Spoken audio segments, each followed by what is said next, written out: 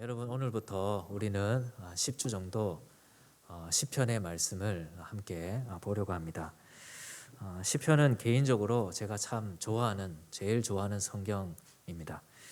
제가 시편 연구를 많이 해서 그런 것은 전혀 아니고 시편을 읽다 보면 시편에는 참 많은 우리의 삶의 문제들이 다양하게 녹아 있다는 것을 우리는 잘 알 수 있습니다. 하나님을 향한 찬양도 있고요. 이 시편에는 하나님을 향한 감사도 있고 또 그러면서도 절망도 있고 탄식도 있습니다. 그러면서도 하나님을 향한 소망이 있고 기도가 있는 그런 성경이 바로 이 시편입니다. 다른 성경은 어떤 특정한 시대에 특정한 사람을 대상으로 하나님이 주신 계시가 기록되어 있다면 이 시편은 다양한 시대 속에서 다양한 사람들과 다양한 사람들의 삶의 형편 속에서 나타난 하나님의 계시이기 때문에 오늘날 많은 사람들에게 공감을 줄 수 있는 그런 말씀이라고 생각합니다. 여러분, 오늘 시편은 다윗이 지은 시편입니다. 근데 이 시편은 원래 시편 9편과 하나로 묶여져 있던 시편입니다. 원래 9편과 시편이 하나의 시편이라는 겁니다. 여러분, 그런데 9편의 내용을 보면 하나님을 향한 찬송과 감사가 담겨져 있는 시편이라는 것을 알 수 있습니다. 9편 1절을 보면 내가 전심으로 여호와께 감사하오며 2절에 내가 주를 기뻐하고 즐거워하며 치존하신 주의 이름을 찬송합니다. 이렇게 9편에서 하나님을 향해서 다윗이 찬송하고 감사했던 이유가 무엇이냐고 하면 4절에 보면 주께서 나의 의와 송사를 변호하셨으며 보좌에 앉으사 의롭게 심판하셨나이다. 그러니까 다윗에게 여러 대적들이 있었는데 그런 악한 자들에 대해서 하나님이 심판을 행하시고 공정하게 그들을 대해 주셨던 바로 이러한 일들로 인해서 하나님 앞에 감사하며 찬양하게 된 것입니다. 그런데 이렇게 하나님께 감사와 찬양을 했던 이 다윗이 시편 10편 들어와서는 어떻게 말합니까? 1절에 보면 여호와께서 어찌하여 멀리 서시며 여호와께서 어찌하여 환난 때에 숨으시나이까, 그렇게 이야기합니다. 하나님 앞에 감사와 찬양을 했던 이 다윗이 이제 하나님 앞에 탄식을 하고 있습니다. 그런데 탄식을 하고 있는 이유가 무엇이냐고 하니까 시편 2절에 보면 악한 자가 교만하여 가련한 자를 심히 압박합니다 라고 이야기합니다. 그 이후로부터 2절부터 11절까지 줄곧 자기 앞에 있는 이 악인들에 대해서 이야기를 하면서 이 악인들이 지금 이렇게 행하고 있습니다. 이 악인들이 이렇게 행하고 있습니다. 하나님 왜 지금 침묵하고 계십니까? 과거에 하나님 나에게 대적들을 물리쳐 주시고 심판하셨던 그 하나님께서 왜 지금 이들을 그냥 두고 보고만 계십니까? 이렇게 이야기를 합니다. 여러분, 시편은 기본적으로 노래를 부르기 위해서 지어진 가사입니다. 그러니까 시편 9편과 시편을 연결해서 오늘날 우리가 부른다면 어떤 찬양의 가사의 1절에서는 하나님 앞에 하나님 우리의 대적들을 물리쳐 주시고 악인들을 심판해 주셔서 감사합니다, 찬송합니다 했다가 2절에 와서 하나님 그런데 지금은 왜 침묵하고 계십니까? 왜 이렇게 멀리 계시는 것 같습니까? 이렇게 노래하는 것이죠.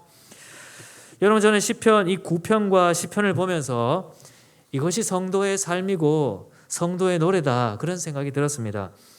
여러분, 우리는 지난 주일에 요엘서를 마무리하면서 하나님의 심판에 대해 말씀을 들었습니다. 하나님은 악인들을 심판하시고 그래서 하나님이 우리의 하나님이라는 사실을 우리에게 알게 하실 것입니다. 그런데 이렇게 하나님이 우리와 함께 계시다는 것은 우리에게 고난이 전혀 없거나 악인들이 우리 앞에 있지 않다는 것을 말하는 것이 아닙니다. 오히려 의인들의 삶에는 이런 악인들이 지속적으로 찾아오는 것이죠. 과거에 하나님의 도움으로 악인들의 손에서 우리가 건짐을 받고 피할 길을 얻었다 할지라도 악인들이 계속 찾아오는 것이 의인들의 삶입니다. 참 역설적이게도 의인들의 삶에는 악인들이 항상 있습니다. 그렇기 때문에 우리 성도의 삶에는 이런 다윗의 노래와 같이 악인을 향한 심판을 보며 하나님 감사하고 찬양합니다 라고 하면서도 2절에 와서는 곧장 하나님 왜 지금은 멀리 보고만 계십니까? 왜 이 악인들을 그냥 두고 보고만 계십니까? 이렇게 단식하는 것이죠. 이것이 성도의 삶이고 성도의 노래입니다. 그렇다면 여러분, 우리가 이런 삶의 현실 속에서 우리가 오늘날 이 믿음을 지키기 위해서 가져야 될 지혜가 뭘까? 결국 이 시편은 지혜서이지 않겠습니까? 지난 주간에 또 이제 시편을 시작하니까 시편에 대한 책들을 몇 권 봤습니다. 그 중에 한 권은 시편이 노래로 지어졌다는 것은 성도들의 믿음을 돕고 형성하기 위해 아주 좋은 도구였다 이야기합니다. 왜냐하면 우리가 오늘날 계속해서 노래를 부르고 어떤 찬양을 하면 그 찬양의 가사가 우리의 삶 속에 믿음으로 형성되고 그렇게 하지 않습니까? 그와 같이 이 믿음을 지키기 위해서 이 시편 기자들이 불렀던 지혜, 그것을 오늘날 우리가 가져야 이런 삶의 현실 속에서 우리가 믿음을 지속적으로 지킬 수 있을 것입니다. 여러분, 먼저 첫 번째로 우리는 이런 삶의 속에서 우리를 찾아오는 악인들이 어떠한 사람들인지를 바르게 알 필요가 있습니다. 먼저 2절을 한번 볼까요? 2절부터 11절까지 다윗은 악인들의 모습에 대해서 계속해서 설명을 하고 있습니다. 그러면서 그들을 가리키는 아주 대표적인 말이 뭐냐 하면 2절에서 그들은 교만한 자들이다 라고 말하는 것이죠. 여러분, 여기에서 교만은 잘난 척하는 수준 그 정도를 말하는 게 아닙니다. 잘난 척은 뭐 잘난 사람이 정말 잘난 척을 할 수도 있고 그렇지 않은 사람도 조그만한 잘난 척할 거리가 생기면 잘난 척할 수도 있는 것이죠. 여기에서 교만한다는 것은 그렇게 그냥 잘난 척하는 수준이 아니라 정말 세상적으로 힘을 가진 사람을 말합니다. 정말 세상적으로 힘을 가진 사람이 그 힘을 낮추지 않고 하나님을 두려워하지 않고 그래서 자신의 힘과 능력을 과시하고 오용하면서 연약한 자들, 가련한 자들을 압박하고 괴롭게 하는 것, 이것을 교만이라는 말로 부릅니다. 여러분, 그래서 2절을 보십시오. 악한 자가 교만하여 하는 행동이 무엇이죠? 가련한 자를 심히 압박한다라고 되어 있습니다. 자신들이 가진 힘을 가지고 가련한 자들, 연약한 자들, 고통 중에 있는 자들을 더 고통스럽게 하는 그런 사람들이 악인들이라는 것입니다. 영어 성경에 보면 이 압박하다라는 단어를 추적하다 이렇게 번역했는데 전쟁 중의 상황이라면 그렇게 표현할 수도 있겠습니다. 원래 이 압박하다라는 히브리어 동사는 불을 붙이다라는 말입니다. 불 붙다라는 표현이거든요.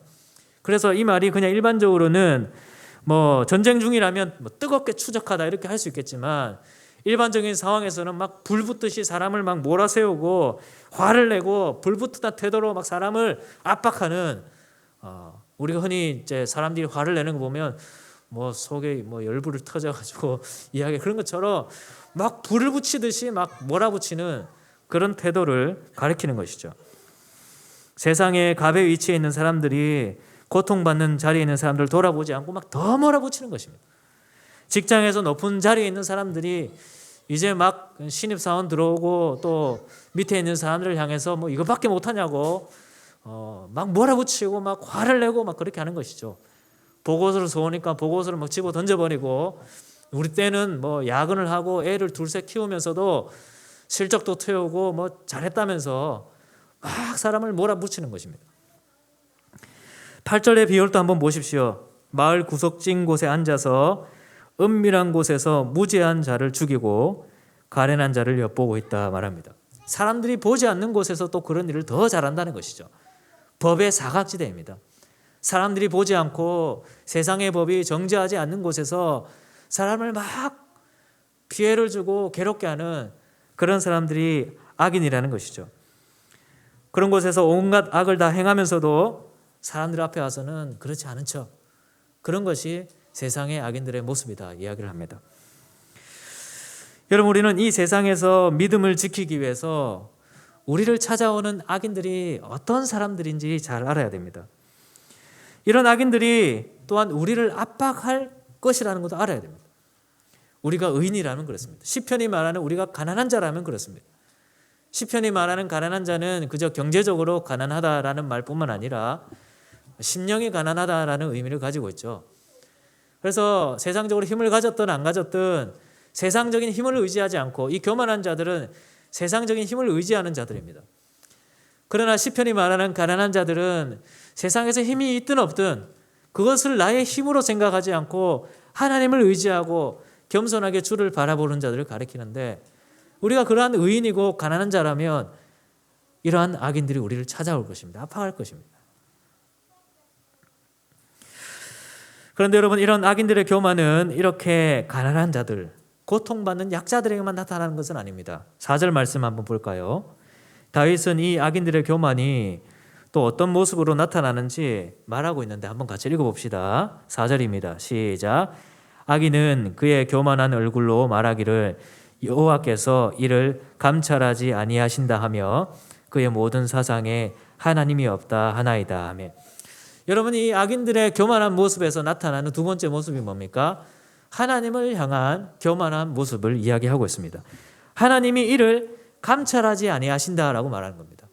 연약한 자들을 막 더 괴롭게 하고 고통받는 자들을 더 고통스럽게 하면서도 하나님이 이를 지켜보지 않는다라고 이야기를 하는 것이죠. 여러분이 감찰하라는 표현은 시편 9편과 10편에서 아주 중요한 의미를 가집니다. 지난 시편 9편에서 다윗이 감사하고 찬양했던 이유가 무엇이었습니까? 하나님이 감찰하신다는 거였습니다. 하나님이 심판하는 공의로운 하나님이라는 것이 이 찬양의 주제였습니다. 하나님이 감찰하십니다. 하나님은 의롭게 심판하는 분이십니다. 하나님은 피 흘림을 신문하는 분이십니다. 이렇게 다윗은 9편에서 하나님을 찬송했었습니다. 그런데 잠시 하나님이 이 악인들을 그냥 두시면서 이 다윗조차도 어떻게 이야기했습니까? 여호와여 어찌하여 멀리 서시며 어찌하여 환난 때에 숨으시나이까? 라고 하는 바로 그때에 이 악인들이 의인들을 찾아와서 어떻게 이야기하냐고 하면 하나님은 이를 감찰하지 아니하신다는 겁니다. 여러분 11절도 한번 보십시오. 그가 그의 마음에 이르기를 하나님이 잊으셨고 그의 얼굴을 가리셨으니 영원히 보지 아니하시리라 하나이다. 악인들의 말입니다. 여러분 어찌 보면 이들의 포악함, 이 악인들의 포악함은 바로 여기에서 시작됩니다. 하나님을 두려워하지 않는 것입니다. 하나님이 감찰하신다는 것을, 하나님이 보고 계시다는 것을 믿지 않는 것이죠. 그래서 악을 행하면서도 두려움이 없는 것입니다. 법의 사각지대에서 사람들이 보지 않는 데서 악을 행하고 있는 것이죠. 여러분 우리가 믿음을 지키기 위해서 이런 악인들의 특징을 알아야 되는 이유가 뭘까요? 이 악인들은 그냥 우리 괴롭히는 데 목적이 있는 것이 아닙니다. 이 세상의 사탄은 악인들을 통해서 우리를 그냥 괴롭히고 골탕 먹이는 것에 목적이 있는 것이 아니라 결국 우리의 믿음을 흔드는 것이 목적입니다. 여러분 지금 악인들이 궁극적으로 이야기하는 것이 뭡니까? 다윗이 이전에는 찬양했던 고백이었습니다. 우리로 말하면 하나님, 예를 들어서 질병에 가지면 하나님 과거에 나의 질병을 고쳐주셔서 감사합니다 라고 했다가 또다시 닥쳐오는 우리의 질병 속에서 하나님 왜 지금 고쳐주지 아니하십니까? 이렇게 고통스러운데 라고 할 때에 악인들이 찾아와서 그거는 우연이지, 의사가 잘 치료해서 치료된 것이지 하나님이 한 것이 아니다, 그렇게 얘기하는 거예요. 그럴 때 정말 믿음이 무너지는 것이죠. 과거에 내가 찬양했던 감사했던 제목들이 지금 하나님이 그런 은혜를 내려주지 아니할 바로 그때 악인들이 찾아오는 것입니다. 하나님이 보고 있지 않다는 겁니다. 그러면서 우리가 지난날 찬양했던 하나님의 심판, 감찰하심, 하나님의 돌보아 주심, 그것이 허구였다는 것으로 우리에게 이야기하는 것이죠. 어떤 사람들은 너 그렇게 한번 살아봐라, 그게 잘 되는 게 한번 두고 보자 하기도 합니다. 네가 믿는 하나님이 이 재난 중에서 건져주는지 한번 보자. 그 쓸모없는 하나님, 종교생활, 교회, 그런 걸 이 시대 속에서 왜 믿고 있는지 모르겠다고 이야기하는 사람들도 있습니다. 네가 의지하는 것은 세상의 힘이지 아무런 도움이 되지 않는 그런 종교, 하나님, 교회, 그거 아니라고 이야기하는 것이죠. 여러분 창세기 3장에 보면 사탄이 아담과 하와를 미혹했던 것이 뭡니까? 그저 선악과를 먹게 해서 하나님의 말씀을 어기도록 했던 것이 이 사탄의 주된 목적이 아닙니다. 이 사탄의 말을 보면 그 안에서 아담과 하와를 미혹하는 주된 목적이 뭐냐 하면 하나님이 선하지 않다는 것을 계속해서 이야기하는 것입니다. 3장 1절에 아담과 하와를 가리켜 뭐라고 합니까? 첫 마디가 하나님이 이 동산 모든 것을 너에게 먹지 말라고 하시더냐라고 이야기하죠. 하나님이 먹지 말라고 한 것은 단 하나였는데 그것을 부각시켜가지고 하나님이 마치 선하지 아니한 하나님인 것처럼 이야기하는 것입니다. 또 선악과에 대해서 이야기하면서도 이 선악과를 먹으면 너희가 하나님처럼 될 수 있는데 마치 하나님이 그걸 알고 있으면서도 너희들에게 숨기고 있는 것처럼 이야기하는 것입니다. 하나님이 과거에는 악인들을 심판하시고 우리를 도우셨는데 하나님이 나의 하나님이신 것처럼 느껴졌는데 지금 멀게만 느껴지고 나에게 도움을 주지 않는 그런 상황에서 이 사탄과 악인들의 목적은 단 하나입니다. 하나님이 감찰하지 아니하시니 믿음을 포기하라는 것입니다. 항복하라는 것이죠. 여러분, 우리는 이 순례의 길 속에서 이런 악인들의 습성을 아는 것이 중요합니다. 사탄은 어떻게든 여러분들의 믿음을 흔들려고 합니다. 코로나 중에 몇몇 분들과 통화하다 보면 코로나 중에 믿음을 잃은 가족들이 많다는 것을 종종 이야기합니다. 이렇게 어려운데 하나님이 이렇게 두는 것이 맞냐? 그렇게 이야기하기도 하고요. 이 세상에서 믿음을 포기하는 사람들의 주된 이유가 뭡니까? 이 세상에 이토록 악인들이 많은데 하나님이 살아계시다면 이것이 과연 정상적인가 이야기하는 것이죠. 그러면서 믿음을 포기하는 것입니다. 하나님은 감찰하지 아니하시며 지켜보지 아니하신다는 것이죠. 여러분, 우리가 이런 삶의 현실 속에서 우리가 믿음을 지키기 위해서 가져야 될 두 번째 지혜가 뭘까? 여러분 14절 말씀 한번 볼까요? 이 다윗은 이런 환난 중에서 이런 악인들의 목소리를 들여가면서도 믿음을 지켰던 다윗의 고백이 있습니다. 첫 번째는 무엇입니까? 주께서는 보셨나이다 라는 고백입니다. 여러분, 이 고백은 완료형으로 되어 있습니다. 하나님은 보실 것입니다 라가 아닙니다. 하나님은 이 악인들의 모습 속에서 하나님이 보실 거죠 라고 아닙니다. 하나님은 보셨습니다 라는 표현. 하나님은 보고 계십니다. 과거의 악인들이, 최근의 악인들이 우리에게 했던 모든 일들을 하나님께서 보고 계십니다 라고 이야기를 합니다. 여러분 1절부터 다시 한번 봅시다. 다윗이 환난을 당하며 여호와여 어찌하여 멀리 서시며 어찌하여 환난 때에 숨으시나이까 라고 했을 때 4절에서 악인들의 말이 여호와께서 이를 감찰하지 아니하신다라고 말했습니다. 또 11절에 악인들이 하나님이 잊으셨고 그의 얼굴을 가리셨으니 영원히 보지 아니하신다라고 말했습니다. 그런데 그런 상황 중에서 다윗의 고백이 뭡니까? 악인들의 말을 그대로 가져다가 하나님이 영원히 보지 아니하신다라는 그 말을 가져다가 아니다, 하나님은 보신다, 아니 하나님은 보셨다라고 이야기하는 거예요. 우리 주께서는 보셨다는 겁니다. 악인들의 횡포와 가난한 자들을 압박하고 불지르듯이 우리를 막 몰아세우고 하는 것들을 다 보셨다는 겁니다. 갑의 위치에 있는 사람들이 갑질을 하고 횡포를 부리고 다 보셨다는 거예요. 여러분, 이것이 우리가 붙들어야 될 믿음입니다. 여러분, 하나님은 보고 계십니다. 아니면 다 보셨습니다. 여러분들이 당하고 있는 일들, 악인들의 횡포를 하나님께서는 다 보셨습니다. 누군가 여러분들을 조롱하고 멸시하고 거짓말로 여러분들을 공경에 빠뜨리는 거 하나님은 다 보셨습니다. 그들이 어떠한 방법으로 두 쇠수를 내다보고 짜놓은 계획을 하나님은 다 보고 계십니다. 믿음을 조롱하고 하나님을 조롱하는 것을 다 보셨습니다. 악인들이 연합하여 의인들을 공격하고 법의 사각지대에서 은밀한 장소에서 했던 일도 다 보셨습니다. 사람들이 듣지 않는 곳에서 모의했던 모든 것을 하나님 다 보셨습니다. 비록 이 세상의 법은 남겨진 증거에서 판결합니다. 보여져야 판결을 하죠. 증거도 녹취가 되거나 사진이 찍혀 있거나 현장에 남겨야 판결을 하죠. 그러나 우리 하나님에 있어서 모든 것이 증거입니다. 우리 하나님에게 있어서 놓친 것은 사라지는, 없어지는 진리는 없습니다. 우리 하나님은 다 보셨습니다.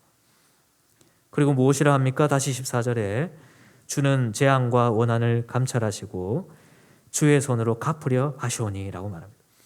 이미 다 보신 하나님께서 심판을 행하신다는 것입니다. 여러분, 이것이 우리가 붙들어야 될 하나님의 말씀입니다. 하나님의 심판은 우리가 믿는 믿음입니다. 여러분, 심판은 우리의 구체적인 믿음의 고백입니다. 우리 주님께서 누가복음에서 불의한 재판관 비유를 하셨습니다. 불의한 재판관이 있었습니다.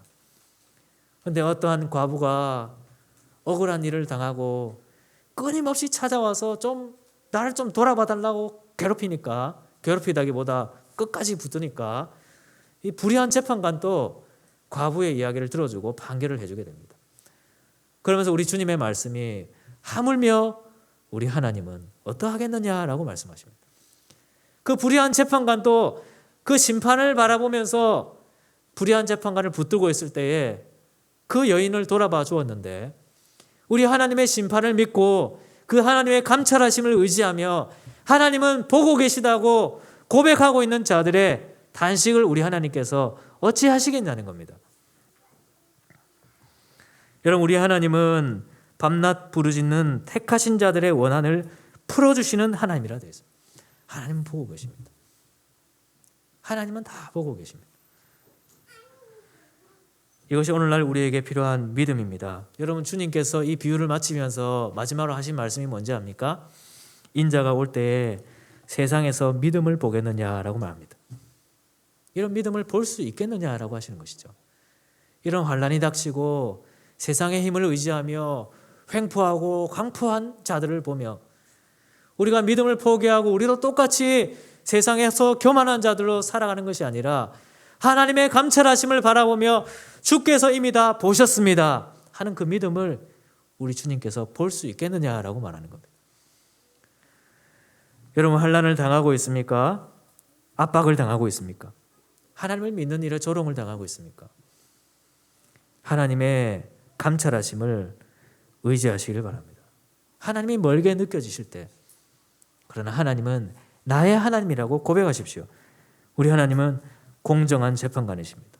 나의 하나님이고 여러분들의 하나님이십니다. 이번 한 주간 이 믿음을 붙들며 살아가는 우리가 되기를 바랍니다. 악인들이 끊임없이 찾아와서 우리가 고민할 때 이야기합니다.